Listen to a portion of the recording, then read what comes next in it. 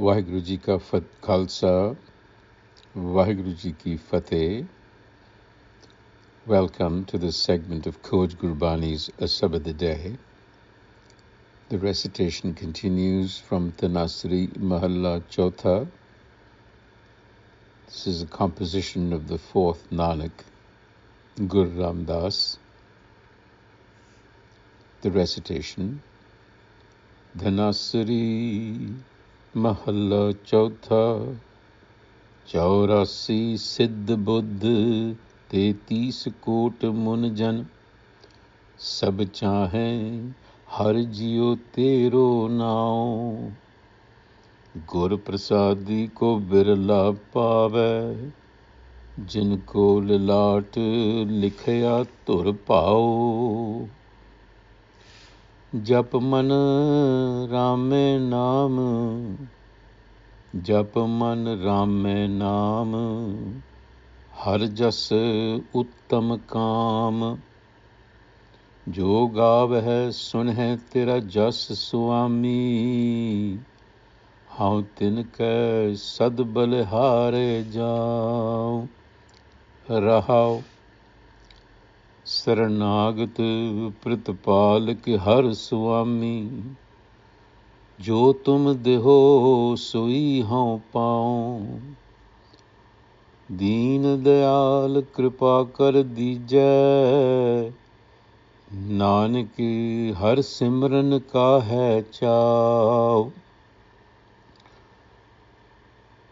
शरणागत प्रतिपालक हर स्वामी, जो तुम देहो सोई हौ पाओ, दीन दयाल कृपा कर दीजै, नानक हर सिमरन का है चाव।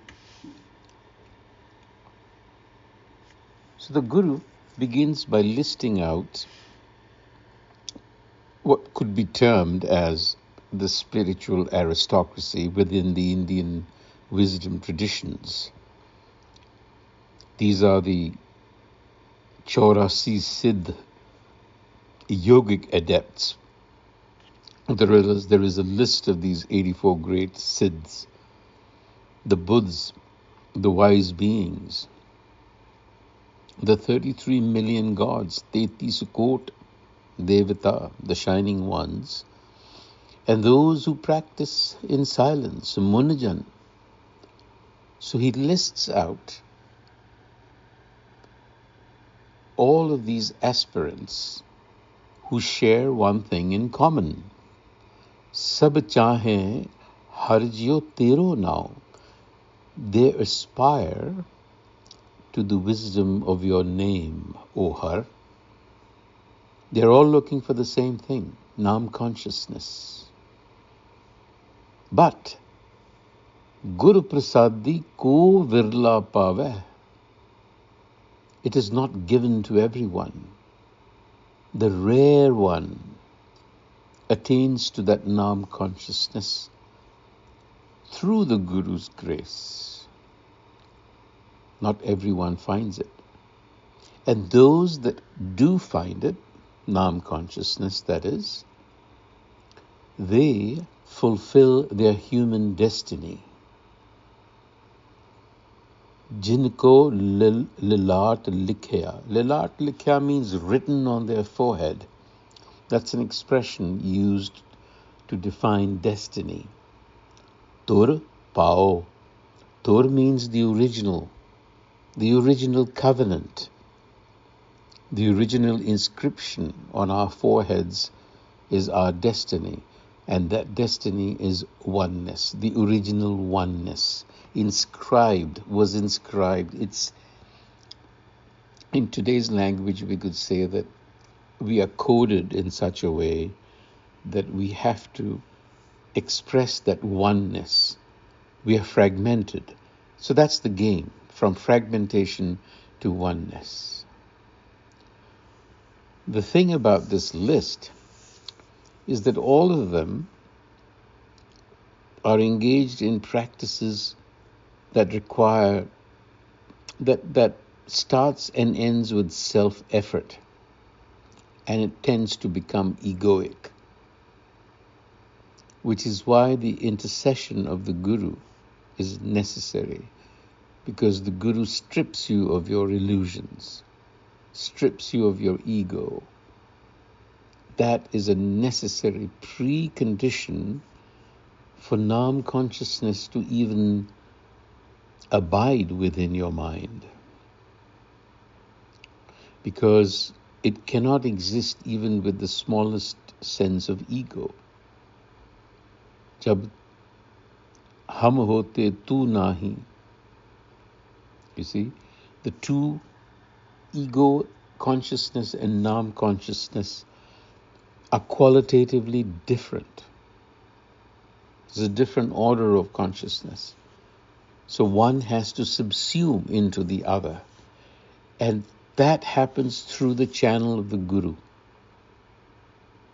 That is the channel.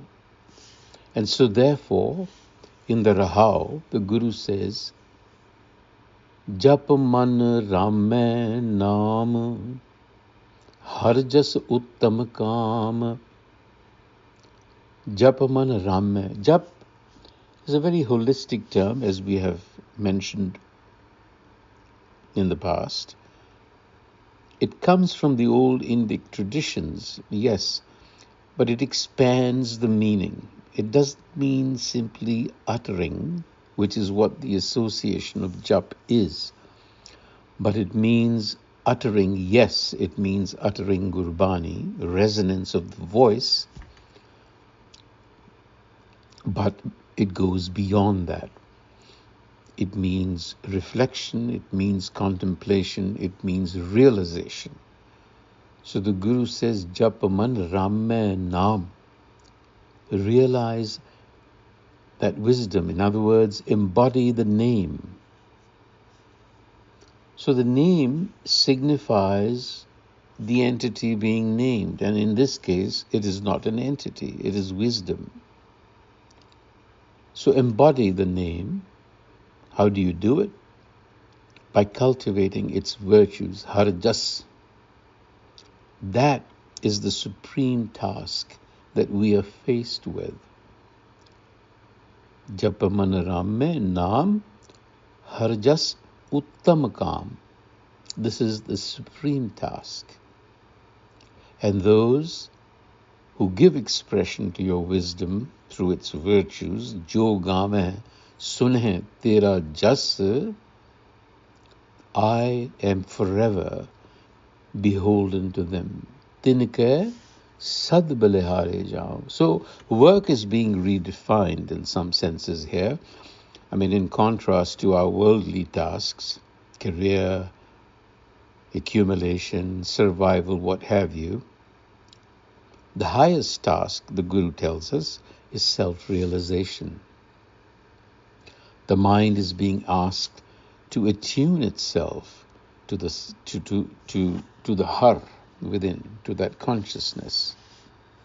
That consciousness is now described in the concluding verse as Saranagat. It is a sanctuary. Pritapalak. It is the sustainer.